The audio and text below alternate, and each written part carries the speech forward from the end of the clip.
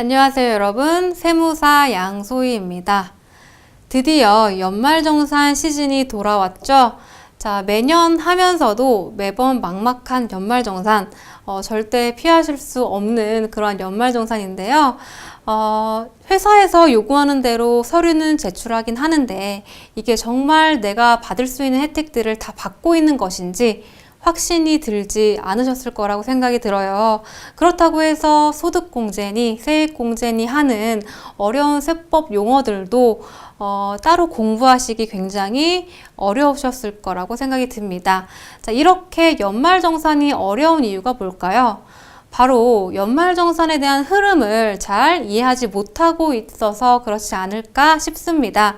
자, 그래서 오늘부터 저와 연말정산이 어떻게 돌아가는 것인지, 흐름이 어떻게 되는 것이고, 내가 그 안에서 챙겨야 할 혜택들은 어떤 것인지, 이런 것들을 보다 보면 연말정산이 이제는 더 이상 두렵지 않으실 거라고 생각이 듭니다. 자, 그러면 첫 시간 시작해 보도록 할게요. 자, 우리가 연말정산에 대해서 알려면 연말정산이 어떤 뜻인지부터 아셔야겠죠. 자, 연말정산은 정확히 근로소득에 대해서 이미 원천징수 당한 그러한 세금을 다시 정산하는 그러한 작업이라고 정의가 되어 있습니다. 여기서 중요한 포인트가 뭐냐면 원천징수라는 개념이에요. 그래서 원천징수라는 단어가 나오는데 이 원천징수라는 것이 무엇인지 그거부터 먼저 아는 것이 연말정산의 첫 걸음이라고 보시면 되겠습니다. 자, 그러면 이 원천징수라는 것이 뭔지 쉽게 한번 보도록 할게요. 이게 바로 여러분들 급여 명세서라고 보시면 돼요. 우리가 급여가 예를 들어서 200만 원이다 라고 우리가 회사에서 계약을 했다라고 하더라도 정작 내 통장에 찍히는 금액은 이 200만 원이 전부 그대로 찍히는 것이 아니죠. 여러 가지 공제할 것들이 얼마나 많은지 여러 가지 빠지고 나면 실질적으로 내 통장에 찍히는 금액은 요 정도 금액이 될 거예요. 그래서 그러면 이 금액들, 즉 공제된 이러한 여러 가지 금액들이 도대체 무엇인지 굉장히 궁금하시죠? 그래서 이러한 것들을 한번 볼게요. 어떤 것들이 내 월급에서 저절로 빠져나가게 됐는지. 자, 위에서 보시면 국민연금, 건강보험, 여러 가지 이런 것들 있죠. 고용보험까지.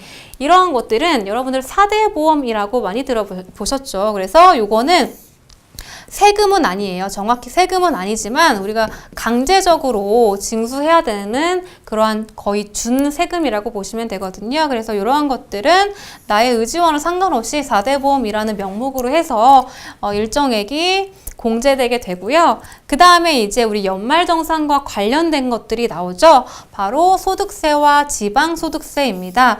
우리 소득세 그리고 거기에 10%는 지방소득세라는 얘기를 하는데요. 자, 이 소득세는 우리가 소득이 생기면 내는 세금이죠. 그래서 우리가 지금 요 급여는 뭐예요? 우리가 일을 하고 벌어들인 소득, 즉 근로소득이라는 얘기예요. 그래서 우리가 근로소득, 즉 소득이 생겼으면 그 소득에 대해서 세금을 내는 것이 당연한 거죠. 그래서 해당하는 급여에 대한 소득 그리고 거기에 대한 세금을 소득세라고 하고요. 요거는 나라에다가 내는 거예요. 그래서 소득세는 국세가 되는 것이고요.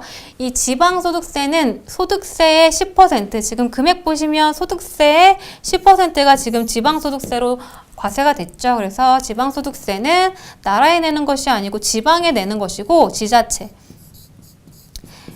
자, 요거는 시청이나 구청, 군청 이런 곳에서 징수를 하게 됩니다. 그래서 이러한 소득세에 관해서 이제 우리가 출발하는 것이 연말정산이라고 보시면 됩니다. 어쨌든 나의 통장에서 공제되는 나의 의지와는 상관없이 공제되는 것들이 있고 그 중에서 소득세와 지방소득세, 즉 나의 소득에 대한 세금이 나의 의지와는 상관없이 징수되고 있다. 요거를 뭐라고 한다? 원천 징수라고 한다라는 거예요. 원천적으로 징수한다라는 뜻입니다. 자, 원천 징수에 대해서 조금 더 자세히 보자면 소득을 지급하는 자가 그 금액을 지급할 때 자, 상대방이 내야 할 세금을 국가를 대신하여 징수하여 납부하는 거예요. 자, 요거를 다시 한번 보면 우리가 지금 방금 봤던 그 급여 명세서에서 소득을 지급하는 자는 누구였어요?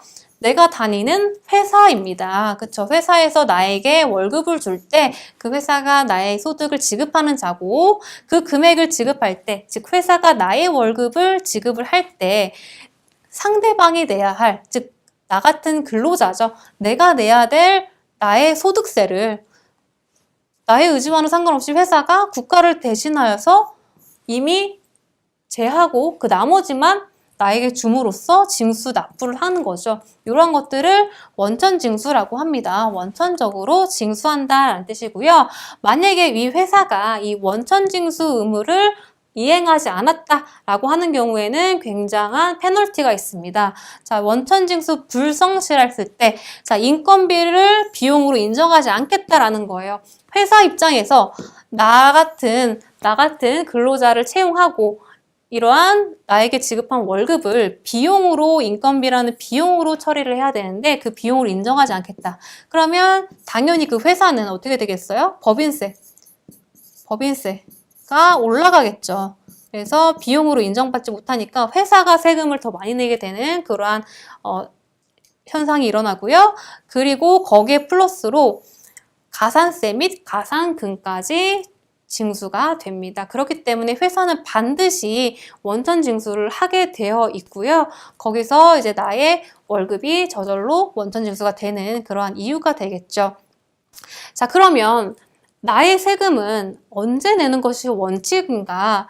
자, 여러분들, 우리가 소득세라는 것을 내는 것은 원칙적으로 해당하는 기간의 다음 연도에 5월 1일부터 5월 31일까지, 즉 5월 달을 기준으로 신고 납부하는 것이 원칙이에요. 즉, 우리가 2018년도 1월 1일부터 12월 31일까지 열심히 회사를 다녀서 근로소득이 발생했다라고 하는 경우에는 그 다음 해인 내년에 5월 달이 되어서야만 지급하는 것이 바로 소득세라는 거예요. 하지만 우리는 이 1년에 한 번 내는 것이 아니고 매월 원천징수를 당함으로써 소득세를 내고 있다라는 거죠. 그래서 이러한 것들이 우리 연말정산이 필요한 그런 이유가 되겠습니다. 그래서 왜 이러한 것들이 연말정산과 관련이 있는지는 다음 시간에 조금 더 자세하게 살펴보도록 하겠습니다.